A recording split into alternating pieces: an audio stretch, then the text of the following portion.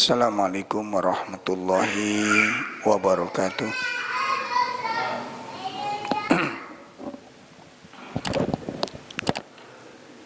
Alhamdulillahirabbil alamin. Alladzi arsala rasulahu bil huda wa dinil haq liyudhhirahu 'alad dini kulli walau karihal musyrikun. Asyhadu an la ilaha illallah wahdahu la syarikalah wa asyhadu anna Muhammadan abduhu wa rasuluh. Ya ayyuhalladzina amanu taqullaha haqqa tuqatih wa la tamutunna illa wa antum muslimun. Ya ayyuhalladzina amanu taqullaha wal tanzur nafsum ma qaddamat lighad wattaqullaha innallaha khabirun bima ta'malun. Allahumma salli wa sallim wa barik ala nabiyyina Muhammadin wa ala alihi wa ashabihi wa man tabi'ahum bi ihsanin ila yaumiddin, amma ba'd. Ikhwatul iman rahimani wa rahimakumullah. Bapak-bapak, ibu-ibu majelis taklim yang semoga dimuliakan Allah Subhanahu wa taala. Alhamdulillah tsumma alhamdulillah, Allah memberikan kenikmatan, memberikan kesempatan untuk melaksanakan kewajiban untuk menunaikan amanah yang besar di dalam agama ini.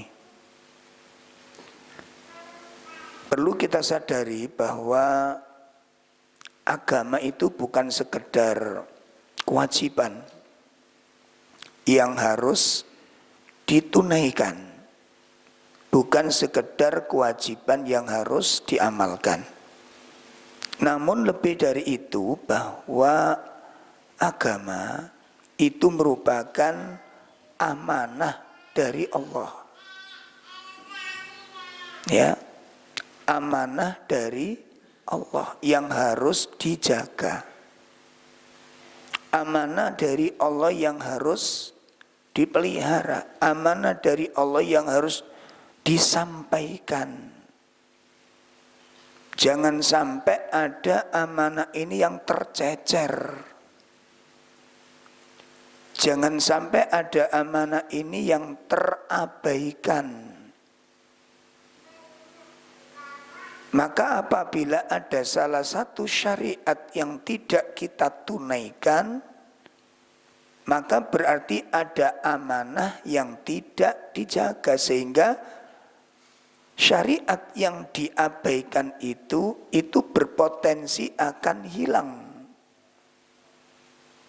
Ya, saya ulangi ya, salah satu syariat yang terabaikan itu terancam akan hilang, berpotensi akan hilang ketika salah satu syariat itu diabaikan. Contoh saja sederhana, ya, wudu sebelum tidur. Wudu sebelum tidur. Ini kalau diabaikan, ditinggalkan, maka pada generasi berikutnya nanti tidak lagi mengenal adanya syariat berwudu sebelum tidur. Ya, contoh saja satu misal, kita sebagai orang tua, ya, tidak mengamalkan ajaran sunnah ini. Ya, tidak mengamalkan ajaran sunnah ini. Ini contoh saja. Kita nggak wudu dengan alasan itu kan sunnah. Ya, Apa wajib mau tidur wudu? Enggak, itu sunnah. Coba sekarang dengan dalil sunnah itu kita tinggalkan. Kita tinggalkan. Nah, pertanyaannya, apakah bapak-bapak yang tadi meninggalkan sunnahnya wudu sebelum tidur itu, dan kita pun sudah anggap sudah nggak penting diamalkan karena dianggap sunnah tadi, apakah suami yang meninggalkan itu akan mengajarkan wudu sebelum tidur kepada istrinya? Apakah suami yang meninggalkan wudu sebelum tidur akan ngajari wudu kepada istrinya sebelum tidur? Apakah ngajari anaknya wudu sebelum tidur? Berarti satu sunnah mati di keluarga kita. Ya, ada satu sunnah yang sudah mati di keluarga kita. Artinya keluarga kita tidak mengenal sunnah wudu sebelum tidur. Gimana? Nah, itu terancam hilang nanti itu, karena nggak diajarkan. Ya, begitu juga bangun dari tidur, ada sunnah yang hilang. Yaitu tadi, karena hilang itu karena dianggap ada sikap istihanah itu. Istihanah itu menganggap remeh, menyepelekan, itu istihanah namanya. Itu ada kitab sendiri, ya, kitab Muharramah al-Istihanah. Ya. Dosa-dosa yang dianggap biasa itu. Diremehkan itu. Diremehkan karena hilang, tidak diamalkan itu karena dianggap apa? Sepele. Tidak diamalkan itu karena sepele. Diamalkan suatu larangan, dikerjakan karena juga dianggap sepele. Di situ sumber kerusakan. Makanya dikatakan oleh sahabat Anas, ya, sahabat Anas itu berkomentar, ya. Apa kata sahabat Anas? Sungguh, ya, sungguh kalian akan benar-benar melakukan, ya. Sungguh benar-benar kalian akan mengamalkan amalan, suatu amalan. Ya, suatu amalan yang adaku, ya, min a'yunikum minasyari, yang mana amalan itu menurut pandangan kalian, kamu akan benar-benar melakukan suatu amalan yang mana amalan tersebut menurut pendapat kalian lebih kecil dari sehelai rambut. Menurut siapa? Menurut kalian, kata sahabat Anas. Ya, dikerjakan suatu larangan, dikerjakan itu karena menurut, walau gitu aja, itu sering kalimat-kalimat itu. Wong masalah ngono ae, itu berarti sesuatu tadi apa? Apa? Remeh. Itu. Mas ngono kok di permasalahan, ya masalah sepele kan, keluarkan sepele itu kan gitu. Masalah sepele itu. Makanya sahabat Anas mengatakan, sungguh kalian benar-benar melakukan suatu amalan, ya, yang menurut pendapat kalian, amalan itu lebih kecil dari sehelai rambut. Walakinna, akan tetapi kata beliau, na'udduha, kami para sahabat menganggap, memandang, fi ahdi Rasulillah sallallahu alaihi wasallam, di zaman Nabi dulu. Perhatikan ini.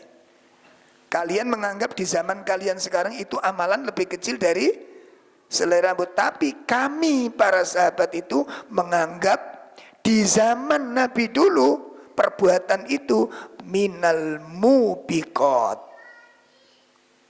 ai muhlikat, amalan yang hari ini kamu anggap sepele itu di zaman Nabi dulu kami anggap itu kehancuran. Kalau kita simak perkataan sahabat Anas ini, berarti sudah mulai ada napa? Pergeseran cara pandang.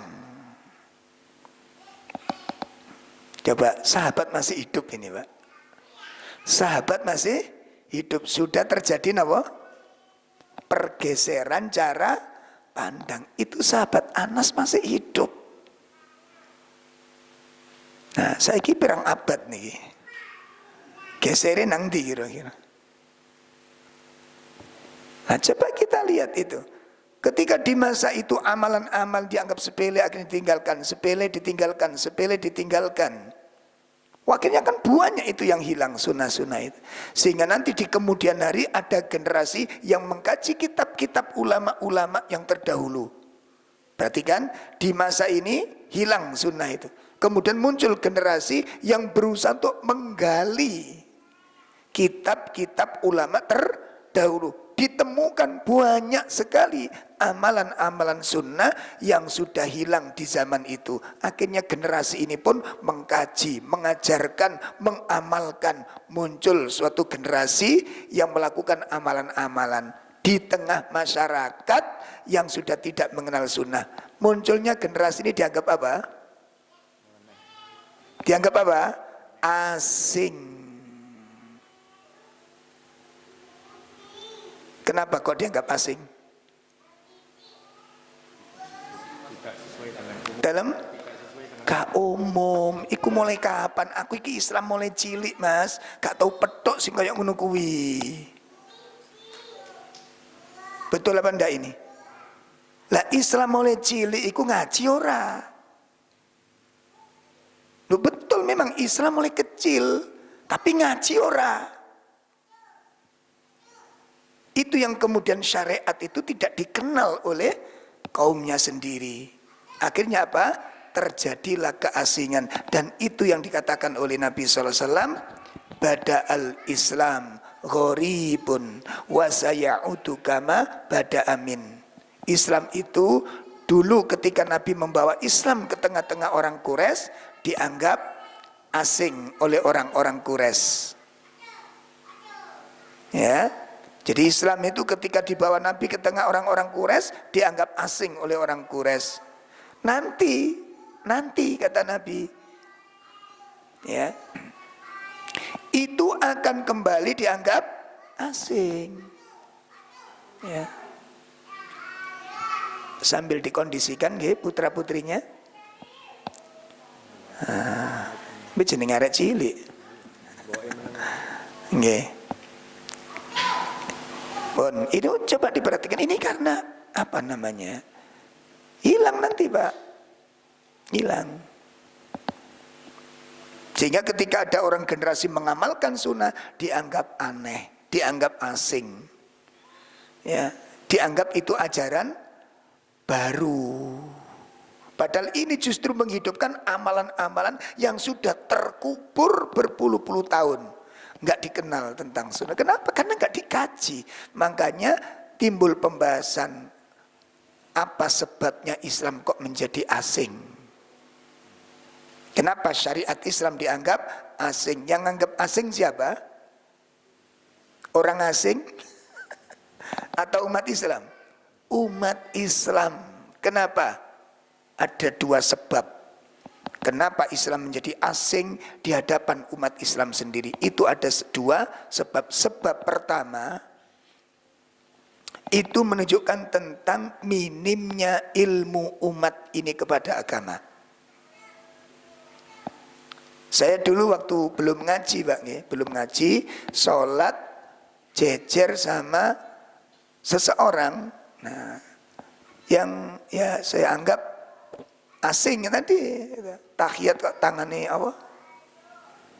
Iki samping saya pas jadi ketok toh, Pak. Walaupun gak ngelirik kan yo. Ketok. Udah nggak ada pikiran lain kecuali iki kelompok opo iki aliran opo iki. Ono tahiyat kok tangannya apa? Ngejer-ngejer tuwil-tuwil ngono kuwi. Hati saya langsung komentar, iki kelompok apa maneh iki. Kenapa? Seumur-umur saya ngaji nggak pernah ngaji kebaikan. Gak ngaji itu berarti nggak ada. Karena kita memang tidak pernah mengkaji kitab, itu masalahnya. Jelas nih. Makanya bahaya ngaji kuping ini ku temberiku niku bahaya nih. Karena materi itu tidak semuanya disampaikan oleh sang ustadz. Makanya cari orang Jawa niku jiping, jiping niku napa? Ngaji pondok kuping niku bahayanya di situ karena nggak ngerti kitab nanti. Apa kandungan kitab? Apa isinya? Orang ngerti, Pak. Lah sementara apa materi semua ilmu ditumpahkan semua sama ustadz? Boten. Wis jujur aja coba kalau ada acara kajiannya, pengajian umum terutama, ayo materi tentang apa? Walimahan biasanya materi apa? Materi apa? Nikah. Materi nikah apa semua urusan rumah tangga dibahas, ayat-ayatnya dan hadisnya? Sitok loro, Pak. Sitok loro sponsore sing akeh. Wis jujur aja yo. Kuyon niku sing kawadah gak karu-karuan niku. Saya hadir di kajian-kajian seperti itu. Ilmu apa yang dibahas di sana? Minim sekali. Khitan juga begitu. Ada wacana malam khitan. Kan masyarakat ngajinya pas saat itu. Pengajian di masyarakat itu langka sekali, Pak. Langka sekali. Jelas ya? Dan masalah, kalau bahas kitab itu, masalah khilaf itu jarang dibahas dengan masyarakat itu. Ya kitab itu yang dibahas.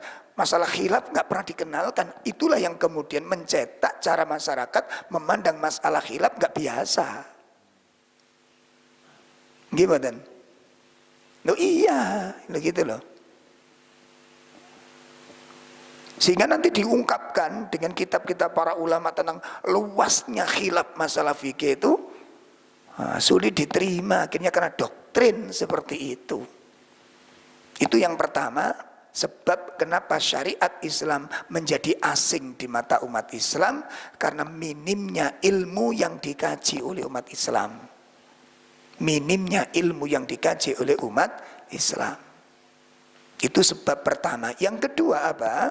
Yang menjadikan syariat Islam itu menjadi asing di tengah-tengah umat Islam sendiri. Karena bisa jadi yang mengamalkan ilmu tersebut gak ada. Bisa jadi sudah tahu. Bisa jadi sudah tahu tapi tidak diamalkan. Contoh, isbal. Saya, Pak, demi Allah, yang negur saya, sarung saya menutupi mata kaki itu teman-teman dari Nahdliyin. Teman saya Nahdliyin. Demi Allah, ini pertama kali saya tahu itu. Saya ditegur, sakjane Mas, sarung menutupi mata kaki itu termasuk dolim. Lah aku durung ngerti kitab belas, Pak, durung ngerti. Loh, aku niru ustadku lu ngene kabeh. Ya tapi aslinya dolim. Nggih kitab iki, iki temen Nahdliyin yang menjelaskan itu. Satu kampung dengan saya, mondok di Mojosari sana dulu. Itu yang negur itu teman saya gitu. Nah begitu saya mulai ngaji, oh bener teman saya itu. Tapi teman saya sendiri, yo kaine yo melorot, iku sing unik, ngoten lho. Sudah tahu demi Allah saya mengatakan demi Allah, tak bualan baleni demi Allah. Yang negur saya itu teman saya Nahdliyin. Nah begitu saya ngaji kitab Riyadhus Shalihin, oh iki hadise baru ngerti saya. Itu sudah bertahun-tahun setelah ditegur teman saya itu. Tapi kok teman saya yang negur saya itu gak diamalno gitu loh.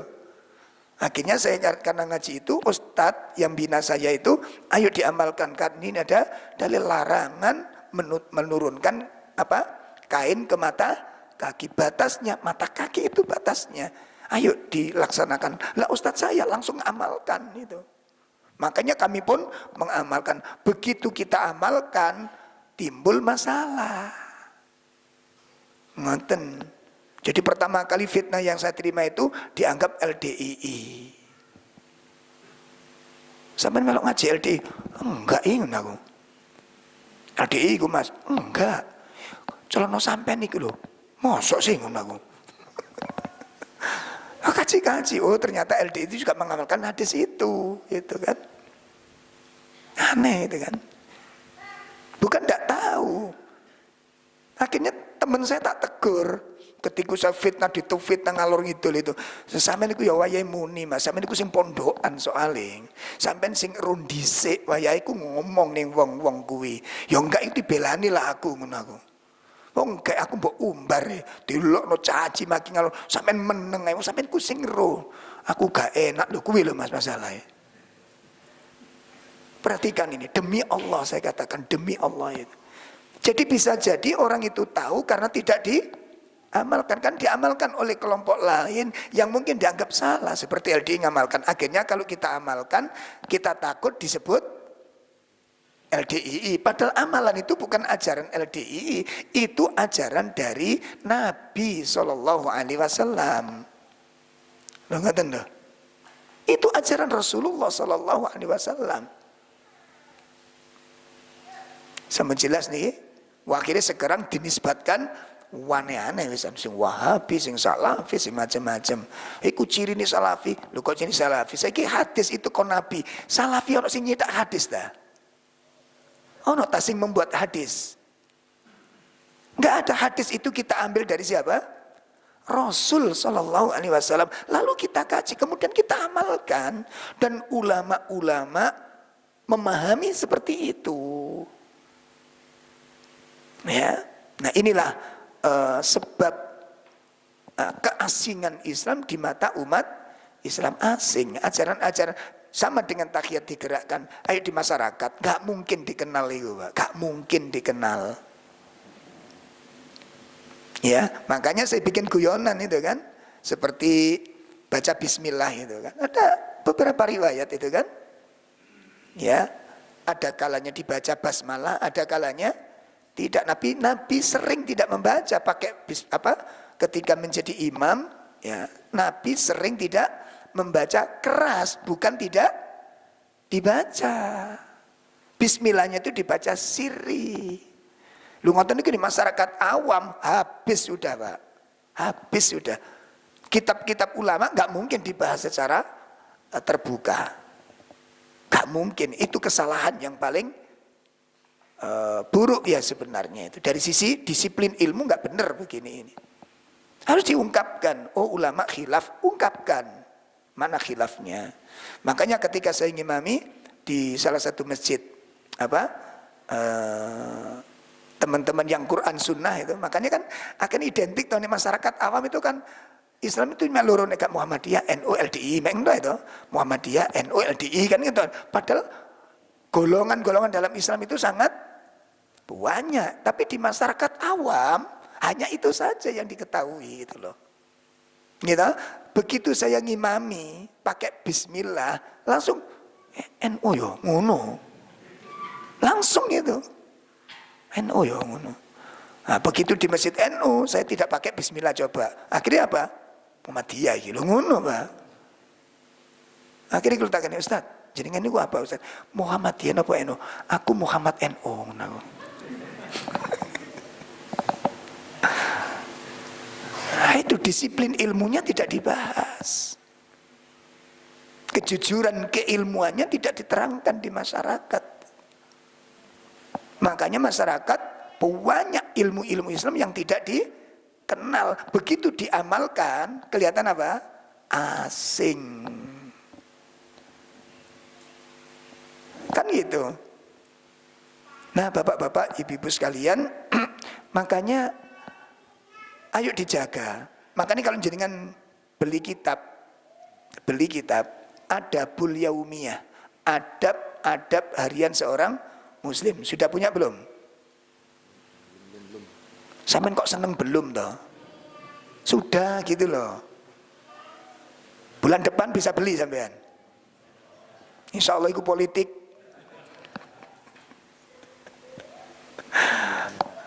Jenengan beli, jenengan kaji di situ.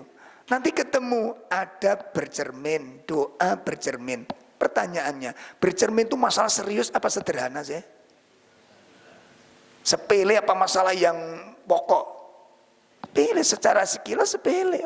Wong bercermin yang ngunguk tok lho. Wong delok rai lha ngono tok to. Kasarane kan bercermin iku apa sih? Delok rai, mek ngono tok to. Ada adabnya enggak itu? Ditulis oleh para ulama. Kenapa kita sekarang menemukan doa bercermin? Kok bisa Anda temukan itu? Karena ulama menyimpannya. Para ulama apa? Menyimpannya. Makan dengan jari-jari sebelum dicuci diapakno? Kelamuti wis ilang iki Pak, ilang. Kate ngelamuti ndelok kanan kiri sik. Karena uang baru kelamuti. Sing pede ngamalno sunah iku sing pede, ngono lho. Ada ulama makan di restoran besar, tidak pakai sendok, pakai apa? Jari-jari. Nah, menurut orang-orang awam yang kaya-kaya makan di restoran besar, makan pakai jari itu kira-kira piye, Pak? Jijik, jorok. Ada yang negur, Pak. Ada yang negur. Hei fulan, kenapa kau makan pakai jari? Aku agak risih melihat kamu begitu. Kan ada sendok, ada garpu. Apa ulama ini mengatakan? Dengan tegasnya dia mengatakan, justru aku jijik melihat kamu makan pakai sendok. Kaget, loh kok malah kualik? Ayo menurut logika, ya menurut logika, sing terpelajar, sing terdidik, sing keren, itu pakai jari-jari apa pakai sendok? Sing keren, sing terdidik, menurut logika, sendok. Itu namanya jenengan menelitinya nggak teliti itu jenengan. Jenengan kurang teliti, kurang cerdas. Di mana letak kecerdasannya? Dijelaskan oleh ulama ini tadi. Apa? Kenapa saya pakai jari-jari saya? Karena saya paling tahu kebersihan tangan saya. Dan ini tidak pernah masuk ke mulutnya orang lain. Sendok itu berapa ribu yang dimasuki mulutnya. Sampean tahu sendok ini pernah masuk ke rumah, ke mulutnya orang yang punya penyakit? Hah? Sendok sing sampean pangan di rumah-rumah makan nih. Iku mlebu ning cangkeme sapa ae, Pak? Iki nek bahasa cangkem lho ya. Itu mulut ke mulutnya siapa saja, semua mulut dimasuki. Betul apa enggak? Sekarang lebih jijik mana?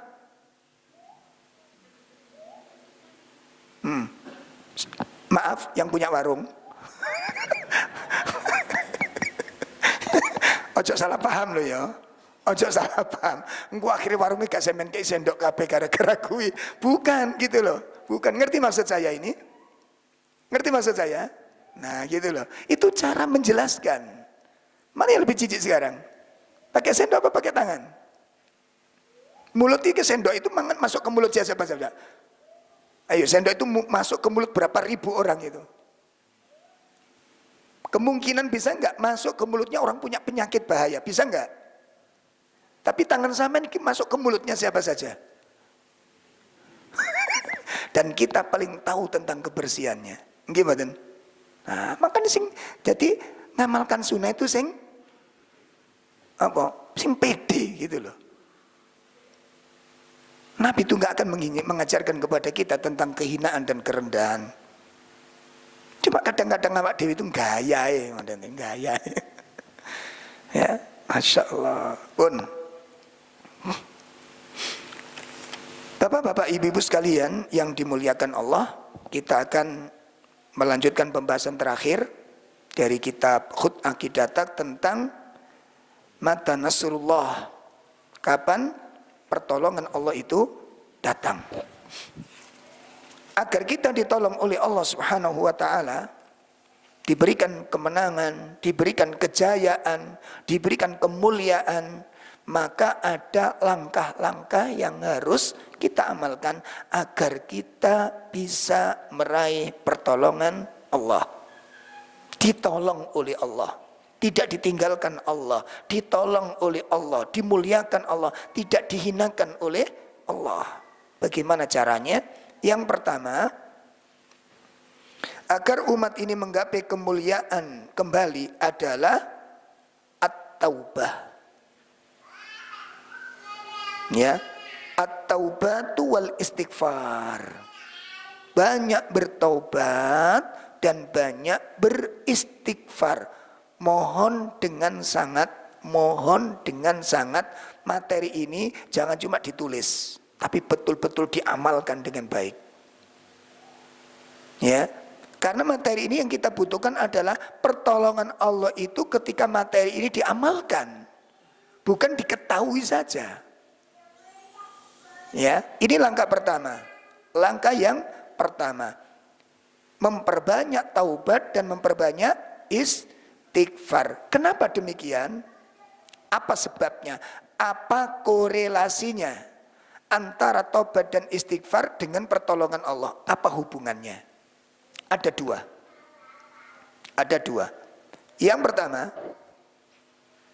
pertama, kelemahan umat Islam, musibah yang dialami oleh umat Islam, musibah yang Allah timpakan kepada umat Islam itu karena dosa-dosa umat Islam.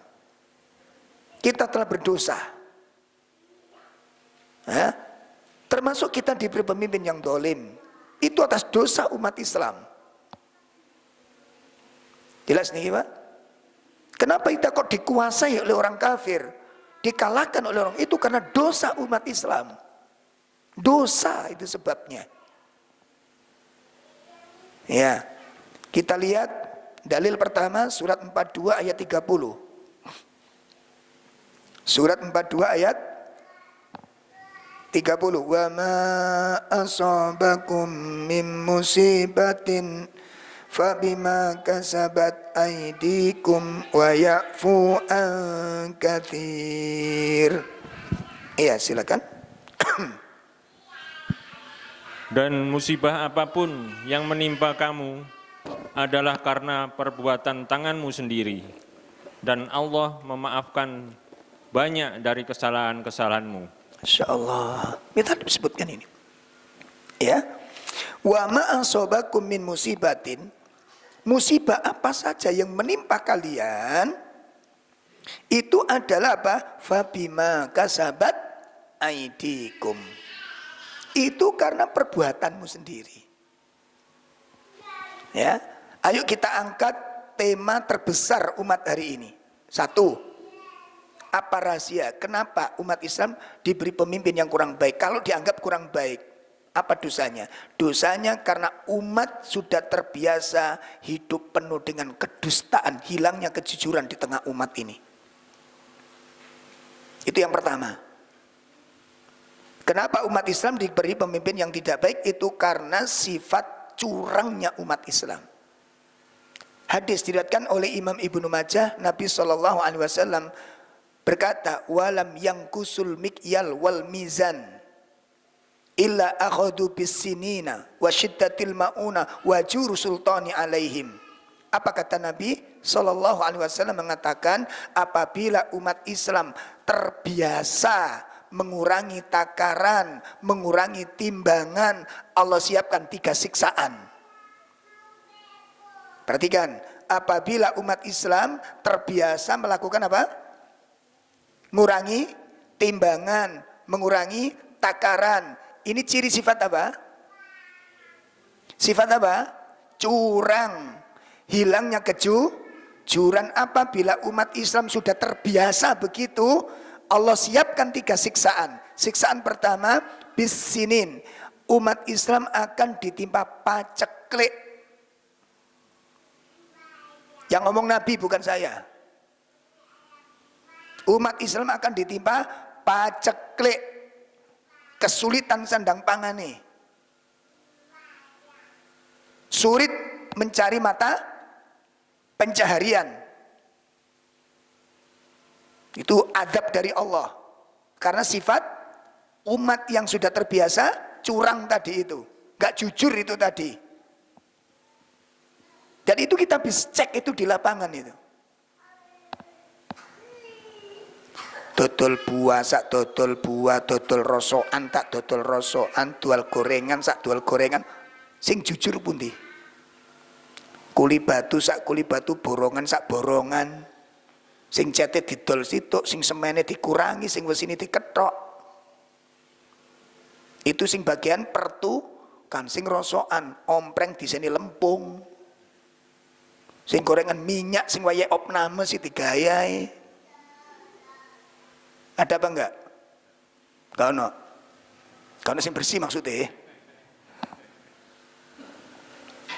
Itu belum lagi nanti masuk ke dalam lembaga-lembaga dakwah, ormas banyak pemalsuan data itu. Ini umat ini sudah kayak begini sifatnya, maka diuji, disiksa oleh Allah dengan apa? Bisinin, paceklik. Yang kedua apa? Wasyiddatil maunah, beratnya beban hidup. Itu azab dari Allah. Beratnya beban hidup. Isinya cuma keluh kesah, isinya cuma sambatan. Jadi kan datang kemana saja ketemunya itu nanti. Sampeyan bilang kepada orang jualan, wis dodol saiki padha Mas, kabeh dodol kabeh, saingane yo akeh. Sampeyan bilang kepada sopir. Sampeyan bilang kepada apa? Ayo coba sampeyan cari itu informasi. Yang ada adalah keluh beratnya beban hidup. Yang ketiga, siksaan yang ketiga bagi umat yang sudah terbiasa curang, apa? Buruknya pemimpin itu. Jadi buruknya pemimpin itu hadiah dari Allah. Jelas nih Pak? Nah persoalannya pada kita, maukah kita menjadi orang yang jujur? Nah suami sudah jujur dengan para istri? Istri sudah jujur dengan para suami? Wes, gak usah dibahas jeru-jeru. Iki kebongkar kabeh kula mbek sampean kene. Akeh sing gak jujur. Sampai di masjid-masjid itu. Di beberapa masjid kita laporan, kok sekarang metodenya dirubah Pak ini. Jadi dulu kalau ngapunten ya, kalau ngasih mukafa ustad, transport ustad itu langsung. Sekarang nggak transfer, kenapa? Ada kasus. Ku masjid kuwi Pak. Oh Allah, lo kayak gitu itu. Sudah sifat ini, watak ini. Saya pala ada didatangi ada seorang jual mebel itu. Saya ditanya, saya kan pesan mebel itu kan. Pak Rauf, jadi anu toh pengurus takmir yang itu tah. Mboten napa? Iku maling tok iku Pak. Loh, sampean kok ngerti? Nek tuku mebel lemari, kayak kitab, lemari kayak sarung, itu ke saya itu. Itu takmire iku, gak gelem tak kei apa jenenge? Kuitansian gak gelem njaluk kuitansi. Kosong tak warak, nek kon larang mateni pasar aku jare ngono. Pak bayangkan itu pengurus, itu Pak Takmir masjid gitu. Dicolong wis nemen wis apa istilahnya? Kati ngomong elek ku gak enak ngono lho, Pak. Wis budak nemen mripate niku pun. Itu belum yang lembaga-lembaga, kaget saya itu. Lembaga-lembaga tadi niku. Dan jenengan punya acara apa? Penggunaan dana rapat digunakno tiga apa wae. Iku kudu pas ndak Anda dihujat pada hari kiamat nanti. Hati-hati masalah itu. Itu yang pertama, tema besarnya. Berikutnya apa kata Nabi? Kalau sekarang dikuasai oleh orang kafir, apa masalahnya? Masalahnya adalah walam yang kudu ahdallahi wa rasuli. Apabila umat Islam sudah merusak perjanjian denganku dan merusak perjanjian dengan Rasul. Perjanjian dengan Allah apa? Perjanjian umat Islam dengan Allah apa? Mentauhidkan Allah. Dirusak akhirnya menjadi apa? Kesyirikan. Syirik itu yang menjadikan rusaknya umat Islam, dikuasainya umat Islam oleh orang kafir. Nabi yang mengatakan, apabila umat Islam merusak perjanjianku dan merusak perjanjian dengan Rasul, apa kata Nabi? Nabi SAW mengatakan, sallallahu alaikum aduan min ghairikum. Maka urusan umat Islam itu akan diserahkan kepada musuh-musuhnya, akan dikuasai oleh musuh-musuhnya. Setelah itu fa'akhadhu ba'du ma fi aidihim. Musuh-musuh ini pun mengambil sebagian miliknya umat Islam dan umat Islam tidak bisa mencegahnya. Pertanyaannya, sudah terjadi apa belum? Sudah terjadi apa belum? Apa masalahnya? Apa masalahnya? Kesyirikan dan kebid'ahan. Itu faktor. Nah berarti kalau umat Islam ingin meraih kembali kemuliaannya, berarti harus dikembalikan asalnya. Apa itu? Mentegakkan tauhid dan menghidupkan sunnah. Menyingkirkan kesyirikan dan mengendalikan apa? Kebid'ahan. Itu supaya kita dimuliakan oleh Allah. Itu sebab, itu penyakitnya. Ini ketika nggak bisa menemukan penyakitnya, bagaimana akan mengobati permasalahan umat ini? Makanya banyak karu-karuan. Apalagi sudah masuk terjun politik, ngeluh sampean. Saya kira anaknya sih ngeluh iku wisan. Tuh, beliur-beliur wisan dasin niku. Pusing. Ayo Pak, yo opo iki lho? Ya apa lah, apa aman bakso sing lemu. Kan? Hanya kalau kita dakwah dengan tauhid, dakwah jelas arahnya kemana, targetnya apa, tujuannya apa, jelas. Ya, walaupun sebagian umat Islam, oh apa dakwah salaf, aku mau digawa nang ndi. Terus jelas kayaknya digawa nang ndi ini. Dakwah kita tauhid jelas, yang kita bela pun jelas, yang kita dakwahkan pun jelas. Ya, targetnya pun jelas, mengajak manusia untuk memurnikan peribadatan hanya kepada Allah. Targetnya sebagaimana target para nabi dan para rasul. Tujuannya sebagaimana tujuannya para nabi dan para rasul. Jelas gamblang. Tidak ada keinginan kecuali tegaknya kalimat tauhid ini. Nah, ini yang pertama. Sebab apa tadi? Korelasi antara taubat istighfar dengan pertolongan Allah, karena musibah itu disebabkan karena dosa. Nah, sehingga untuk bisa meraih pertolongan Allah, rahmatnya Allah, dosanya harus disingkirkan. Supaya apa? Allah merahmati kita, Allah menyayangi kita, Allah menolong kita. Selama dosa itu ada, gak mungkin Allah akan beri pertolongan, gak mungkin Allah berikan pertolongan. Maka untuk bisa meraih rahmatnya, dosanya harus disingkirkan dulu. Dengan apa?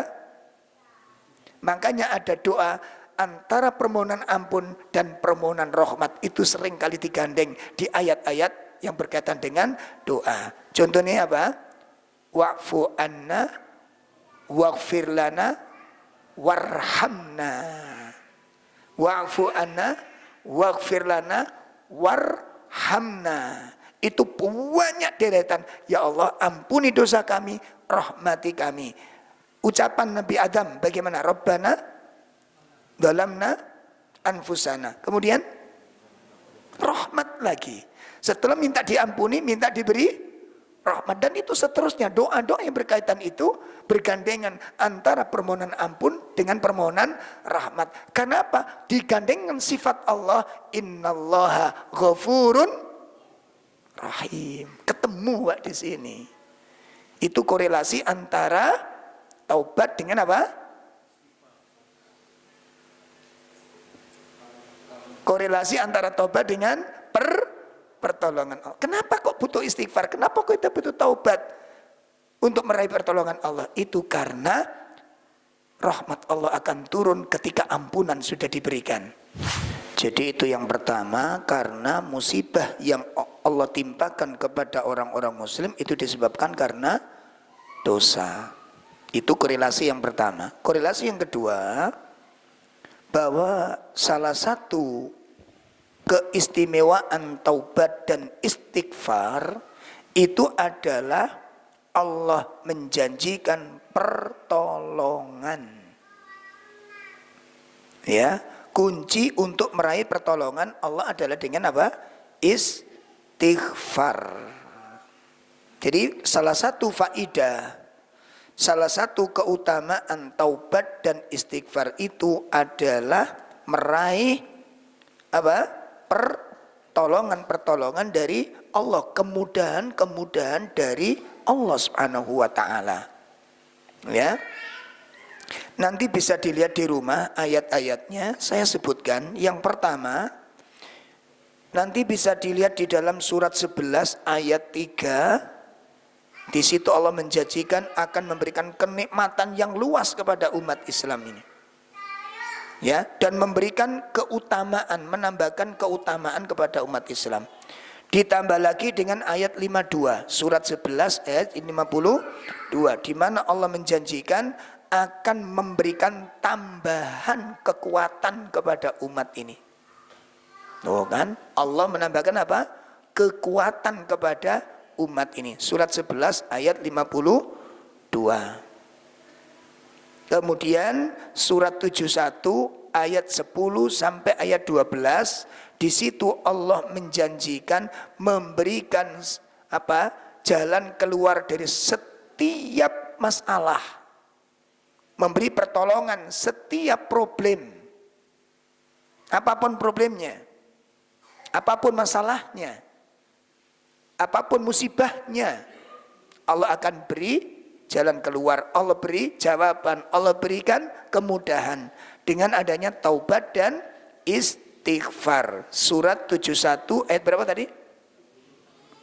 Ayat 10 sampai ayat, dan kemudian didukung dengan sebuah hadis Nabi SAW, didukung dengan hadis Nabi SAW, beliau mengatakan man aktsarul istighfar, barang siapa yang memperbanyak istighfar, ja'alallahu lahu min kulli hammin farjan wa min kulli dhikin makhrajan wa razaqahu min haitsu la yahtasib. Ya, barang siapa yang memperbanyak istighfar, kata Nabi, maka akan diberikan 3 kemuliaan oleh Allah. 3 kemuliaan oleh Allah. Apa saja? Yang pertama, ya, Allah akan berikan kelapangan dari setiap kesedihan. Ya, hati-hati yang berduka, hati-hati yang diliputi dengan kesedihan-kesedihan, ya, kesumpekan-kesumpekan, itu akan diberikan kelapangan oleh Allah. Ya. Jadi orang yang hatinya diliputi dengan banyak sedih, banyak sumpek, banyak menderita, banyak keluh kesah, itu akan diberikan kelapangan oleh Allah. Dengan catatan apa? Perbanyak istighfar. Yang kedua, apa keistimewaannya? Wa min kulli dhikin makhrajan. Tiap-tiap kesempitan itu diberikan jalan keluar oleh Allah. Tiap-tiap kesempitan, perkara-perkara yang sulit, bundelan-bundelan yang gak kelar-kelar, jalan kok buntu, perbanyak istighfar, Allah berikan jalan keluar. Ya, Allah berikan jalan keluar. Yang ketiga, wa razaqahu min haitsu la yahtasib, dan Allah akan berikan rizki dari arah yang tidak diduga-duga. Itu semua kita peroleh, itu semua akan kita dapatkan dengan memperbanyak taubat dan memperbanyak istighfar. Itu langkah yang pertama. Itu langkah yang pertama untuk meraih pertolongan Allah. Yang kedua, perbaiki iman, perbaiki akidah. Perbaiki iman, perbaiki akidah. Benahi akidah kita, luruskan akidah kita ini. Kita akan diberikan pertolongan-pertolongan Allah, bahkan diberikan jaminan. Allah mewajibkan dirinya untuk memberikan pertolongan. Masya Allah. Allah menjamin apa? Menjamin dirinya, mewajibkan dirinya untuk memberikan pertolongan. Adapun dalil-dalilnya bisa dilihat. Pertama, surat 30 ayat 47. Surat 30 ayat 47. Di situ Allah mengatakan wa kana haqqan alaina nasrul mu'minin. Ya, dicatat saja dulu, nanti dilihat di rumah, ya. Wa kana haqqan alaina nasrul mu'minin. Allah mengatakan apa? Dan kewajiban atas kami, Allah mewajibkan siapa? Dirinya untuk memberikan pertolongan kepada orang-orang yang beriman. Nah, kalau Allah yang berjanji gimana? Dalam pasti. Masalahnya, sudahkah kita perbaiki keimanan kita ini? Ya, banyak sekarang ya lembaga-lembaga dakwah tidak memperhatikan masalah akidah ini, Pak. Banyak. Malah saya beberapa kali, Masya Allah, sudah banyak kemunduran masalah akidah ini. Saya datang ke rumah teman ngaji, ya, mulai kecil itu ngaji Quran hadis, tapi kurang perhatian masalah akidah ini. Dengar putrinya itu habis melahirkan, kita berkunjung gitu. Kaget saya, sampai di rumah beliau itu ada lampu depan teras itu. Bukan lampu genteng ya, lampu dari tanah. Lampu di bawah, dikurungi Pak lampunya itu, dikasih kurungan. Saya ngelirik itu, teman saya tahu, terus tak tanya, lu putrinya dapat orang mana gitu kan, saya nanya begitu. Ya Ustadz ini afwan. Loh, ada apa kok minta maaf? Ya ini loh, aku gak tanya itu, aku lo gak takon kurungan. Aku cuma tanya putrimu itu nikah dapat orang mana kan gitu, kok jawabannya kurungan. Aku gak ngurusi kurungan. Tapi karena saya ngelihat tadi dia nggak enak gitu loh.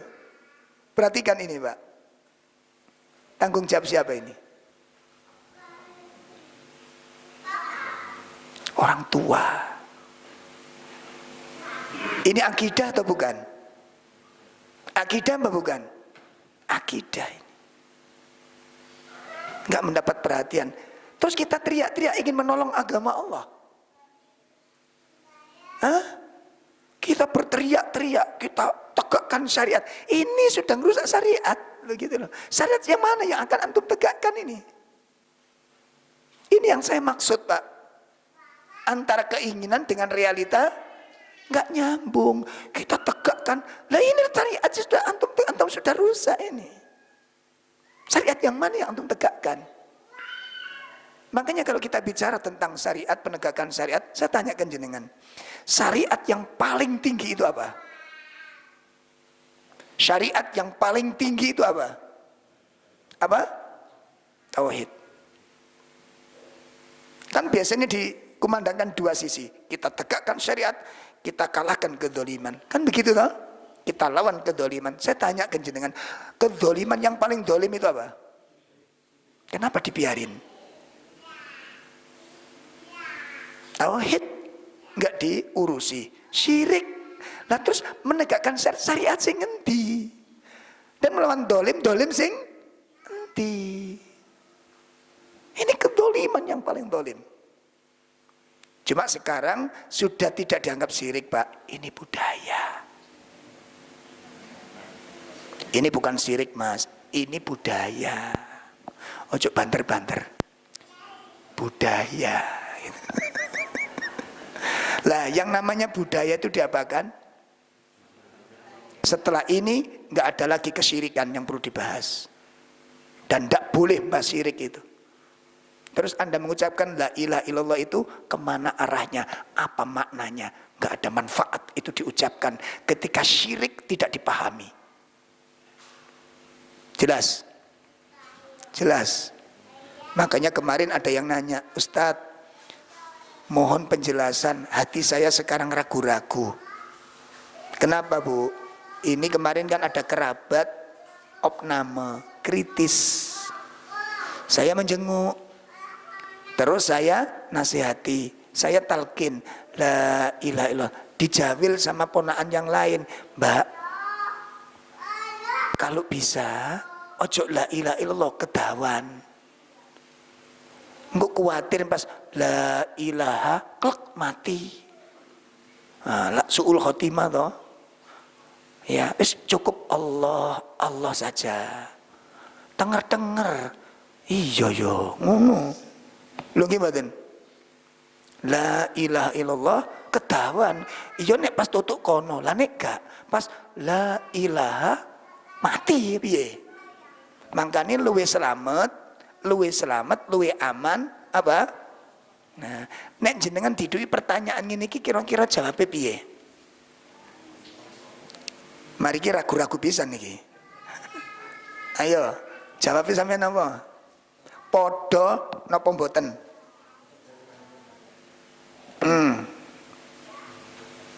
Sepele kelihatannya Pak, tapi ini fatal saya bilang.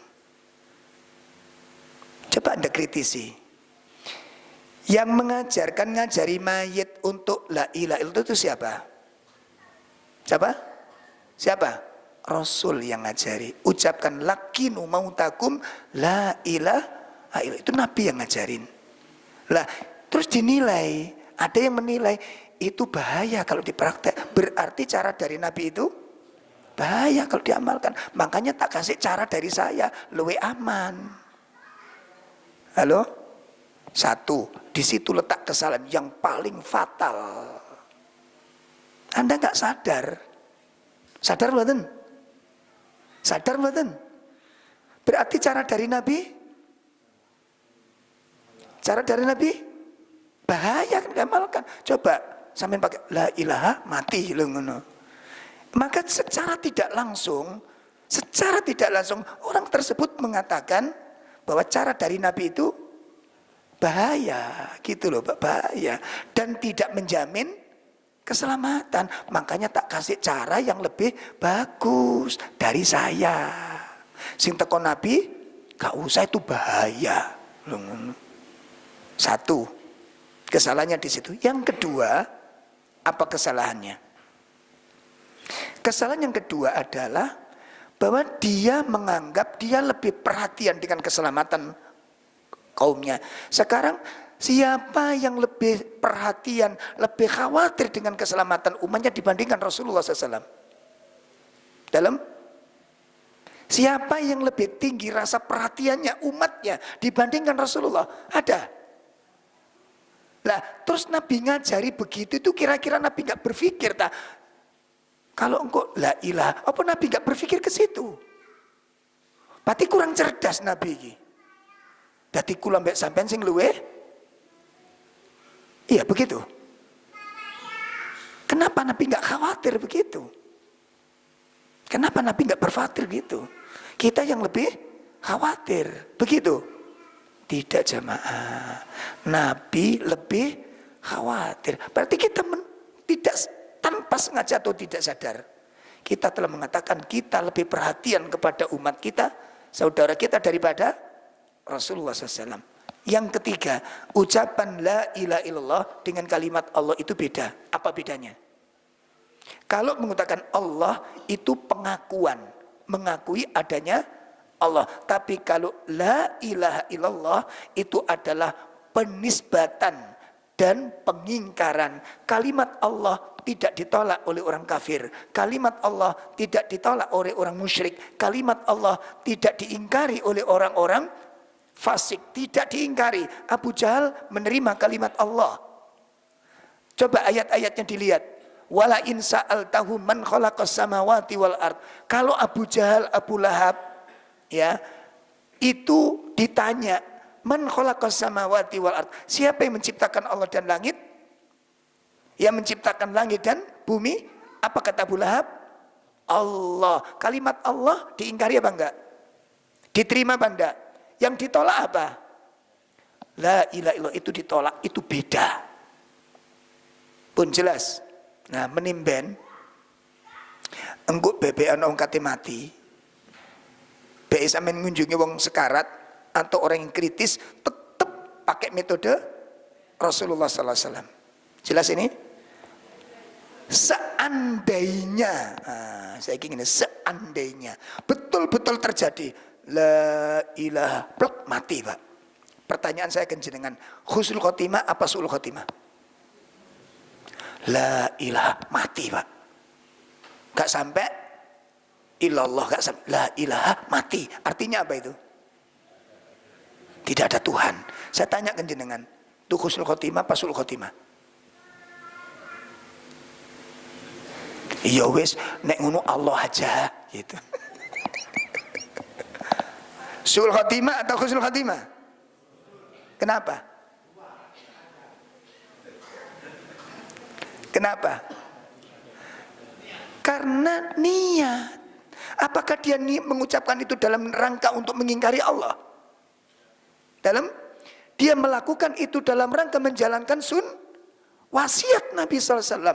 Maka dikembalikan kepada innamal a'malu.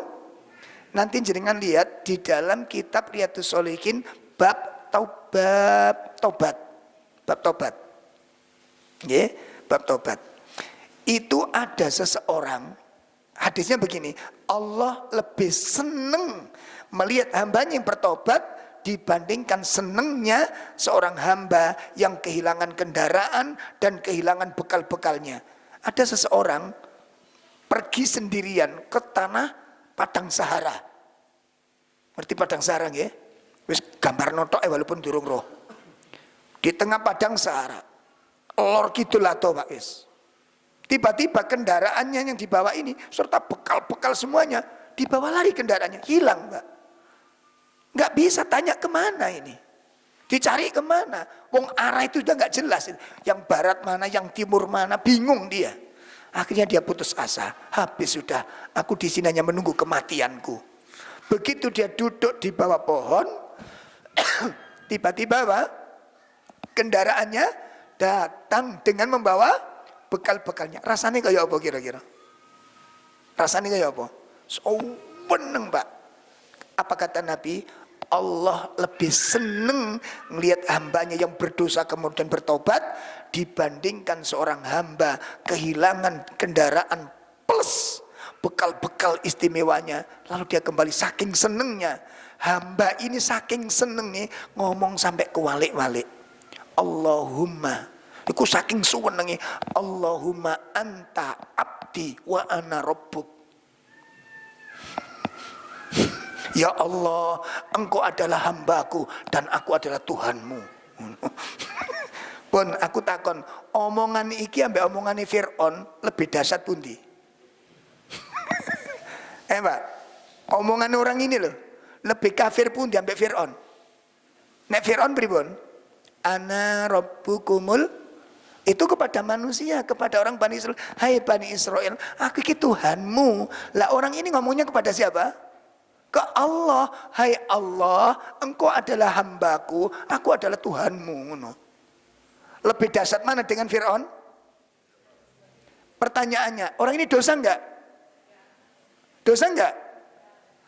Dia menyatakan dia Tuhannya Tuhan. Dosa apa enggak? Enggak, kenapa? Karena tidak ada unsur kesengajaan. Dia ngomong itu saking ngomongnya, saking suwenenge, saking gopone, sampai nopo kuwalik-walik. Sampun jelas niki? Nah, maka ilmui segala sesuatu akidahnya.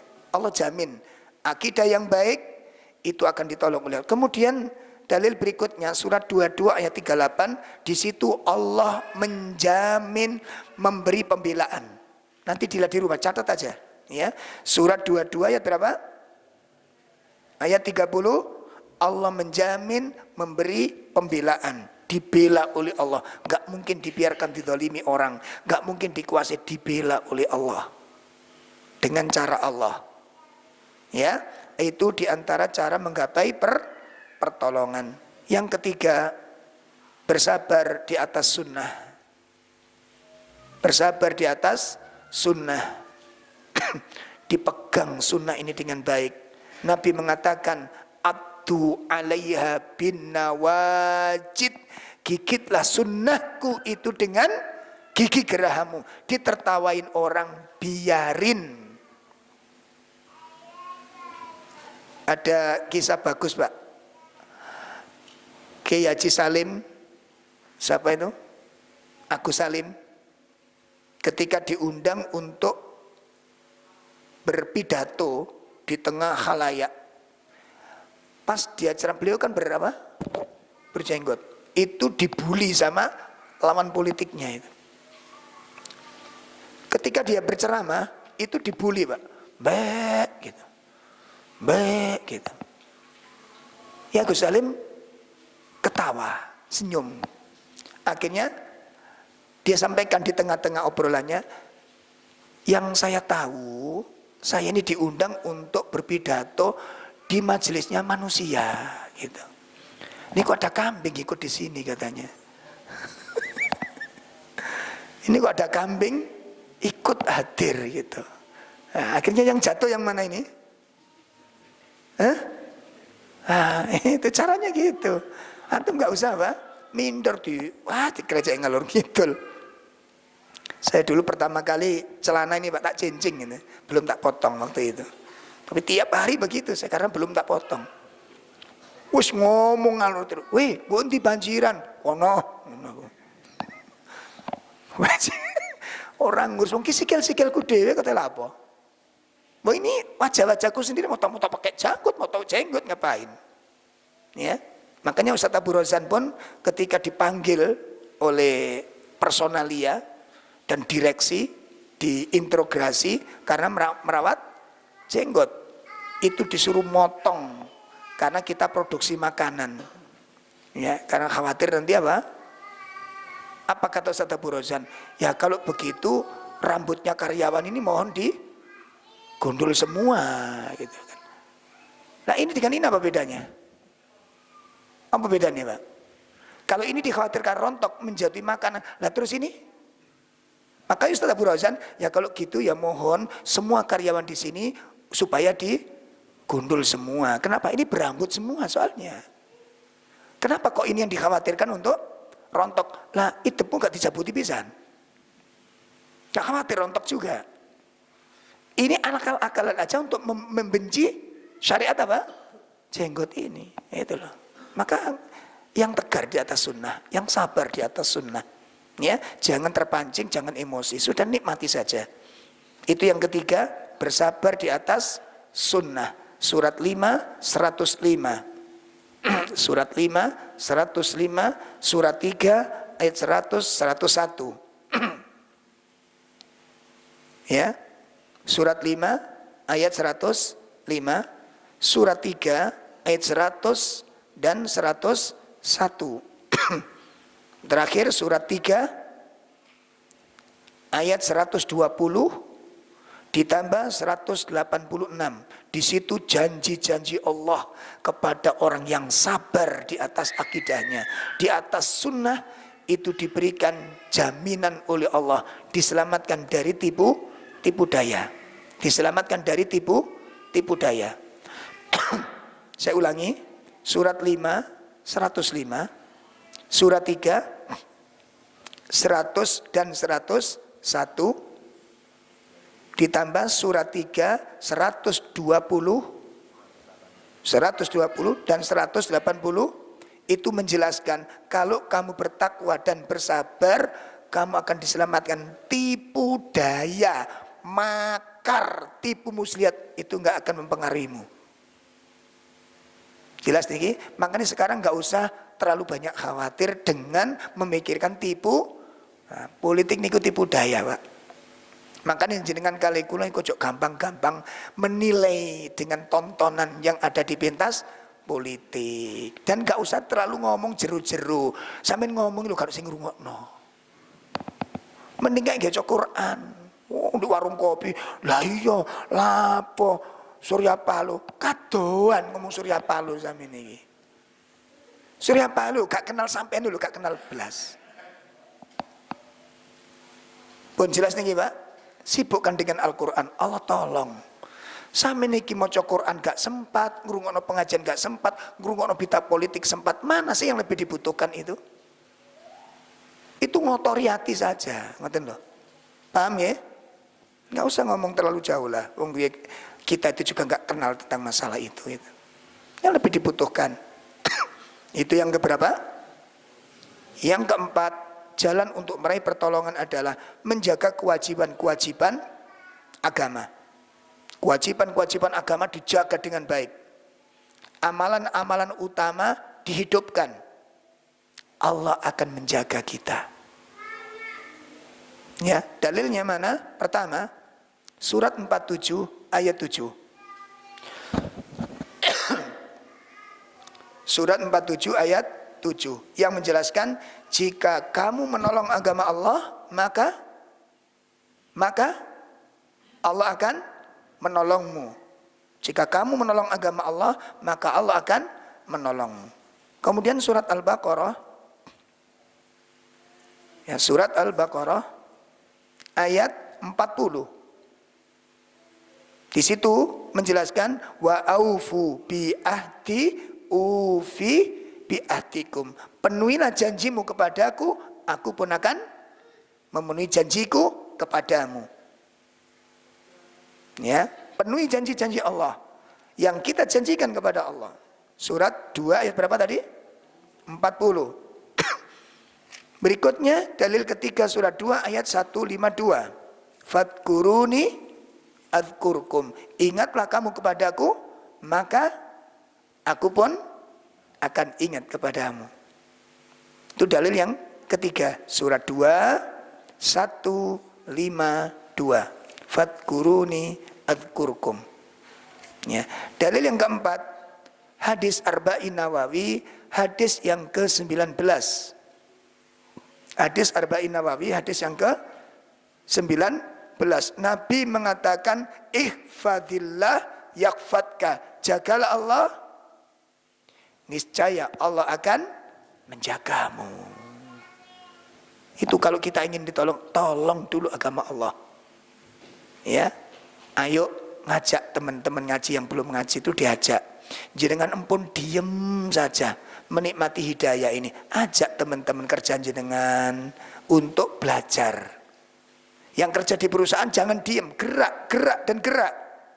Ajak teman-teman itu. Nah, supaya ada daya tarik magnet yang mengagumkan, jadilah Anda memiliki akhlak-akhlak yang baik.